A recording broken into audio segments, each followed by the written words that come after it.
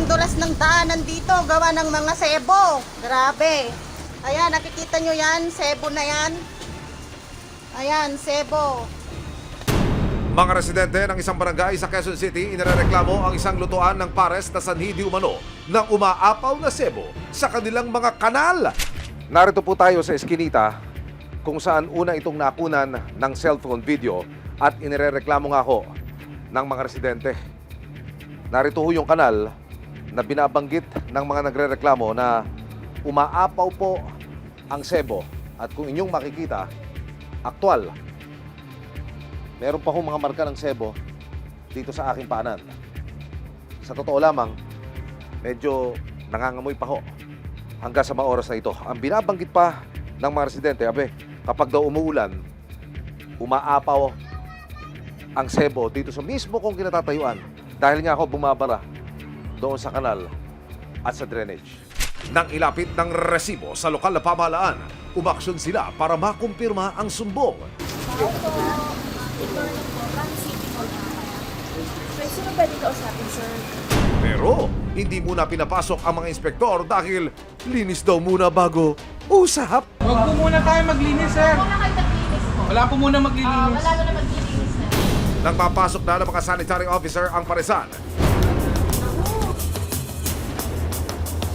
Medyo masangsang din po. Kasi maliban dun sa sebo, sa mga bahay-bahay po kasi din ang gagaling ng mga wastewater. ang mga nilutong karne para sa overload pares, nakatiwangwang at nakapatong lang sa kinakalawang na mesa. At nang sitagin ng mga inspector, "Kuya, hindi lechong kawali yan. Bakit ka naman nagbukbang ng plastic?" At ang pwesto kung saan niluluto ang kanilang best seller, katabing-katabi lang naman ng banyo at lumang inidoro. Sobrang dumi po. Grabe po yung kanilang mga oil waste. Tsaka yan po nakatiwangwang.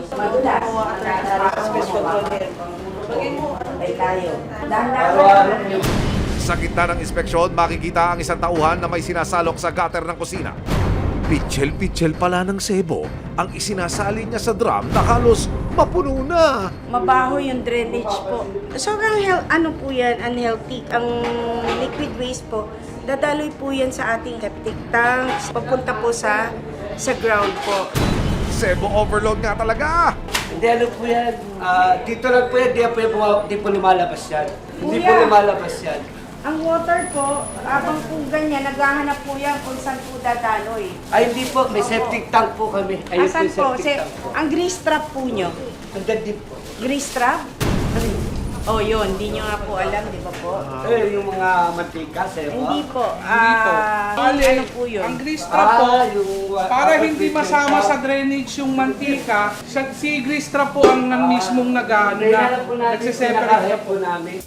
Sa patuloy na pag-inspeksyon ng mga sanitary officers sa loob ng inireklamong paresan, halos kumulo na sa galit ang ilang residente sa nararanasan nilang perwisyo sa kanilang lugar. Malinis na po yan. Punong-puno po yan pagka hindi sila naglinis. Puro sebo po yan.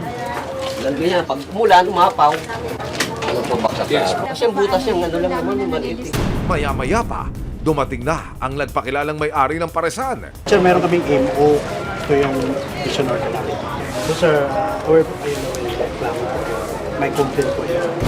Giit niya, Hindi kasi ang complaint noon, simula nung nagpagawa ako ng septic tank, matagal na kasi yan. Bago ko inoperate yung septic tank. Kung lang makikita nyo nung wala pong lumalabas na waste dyan. Kaso lang, pumasok kami kanina sa red. Kasi time kasi nang paglilinis, sir.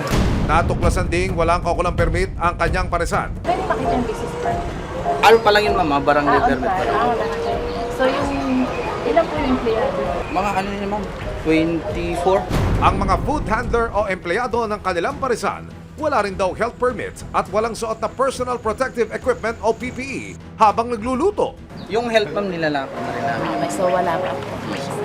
Nang matapos ang inspeksyon, tila unleave violations ang nakita at nailista pa ng mga sanitary officer. Kabilang na ang kawalan ng maayos na waste segregation, kawalan ng hand washing facility para masiguro ang kalinisan ng bawat food handler.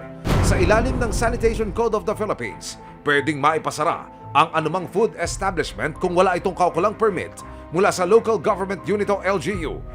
Ayon din sa batas, responsibilidad ng lokal na pamahalaan na bantayan at inspeksyonin ng mga food establishment para matiyak ang kaligtasan at kalinisan ng mga ibinebenta nila sa publiko. Dahil sa mga nakitang paglabag ng paresan, Wala po tayong magagawa, kailangan natin itigil eh. Kasi ang pinag-uusapan po natin yung pagkain, kalusugan ng mga tao, baka makasama pa sa kanila. may isang buwan na po ang nakalilipas mula ng bisitahin at inspeksyonin nito ng Quezon City LGU kasama ang team ng Resibo. Muli po natin itong binalikan ngayon. At ang nakikita ko ho, sarado na yung mismong commissary. Meron ng tarpaulin na ang wikay for renovation. Ang binabanggit, yun hong mismong commissary ay lumipat na sa bagong lokasyon nito. At ang binabanggit pa ayon sa impormasyon na ating natanggap, nagtatayo na rin sila ng isang industrial type na kitchen na siyang akma sa negosyong meron sila.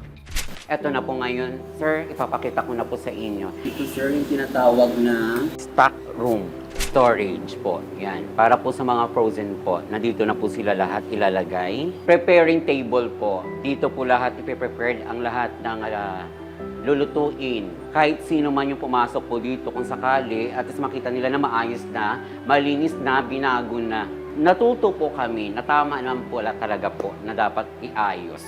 Next week, makikita nyo na po yung buong buo. Nangako naman ng lokal na pamahalaan ng Quezon City na patuloy nilang babantayan ang lahat ng mga food establishment.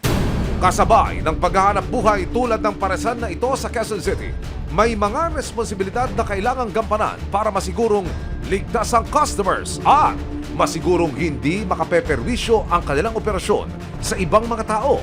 May mga nakatalagang patakaran ng bawat lokal na pamahalaan na kailangang sundin at tuparin sa ngalan ng kaayusan at kalusugan.